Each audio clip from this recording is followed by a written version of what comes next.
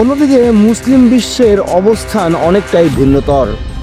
গাজার মানবিক বিপর্যয়, শিশু ও সাধারণ মানুষের মৃত্যু আর ইসরায়েলের আগ্রাসী নীতি নিয়ে প্রায় প্রতিটি মুসলিম দেশই প্রকাশ্যে ক্ষোভ প্রকাশ করেছে। শীর্ষ নেতারা বক্তৃতায় কঠোর নিন্দা জানাচ্ছেন, ইসলামী সম্মেলনে বিবৃতি দেয়া হচ্ছে, আর জনগণও রাস্তায় নেমে প্রতিবাদ করছে। কিন্তু বাস্তব পদক্ষেপে তাদের ভূমিকা সীমিত। সামরিক বা অর্থনৈতিকভাবে ইসরায়েলের বিরুদ্ধে কার্যকর প্রতিরোধ গড়ে তোলার মতো কোনো সাহসী পদক্ষেপ তারা নেয়নি। একদিকে মার্কিন যুক্তরাষ্ট্র ও পশ্চিমা শক্তির উপর অর্থনৈতিক নির্ভরতা, অন্যদিকে নিজেদের অভ্যন্তরীণ রাজনীতি ও দ্বন্দ্ব তাদের কার্যকর জোটবদ্ধ প্রক্রিয়া থেকে দূরে সরিয়ে রেখেছে। ফলে তাদের প্রতিক্রিয়া, বক্তৃতা ও প্রতীকী প্রতিবাদে সীমাবদ্ধ হয়ে আছে।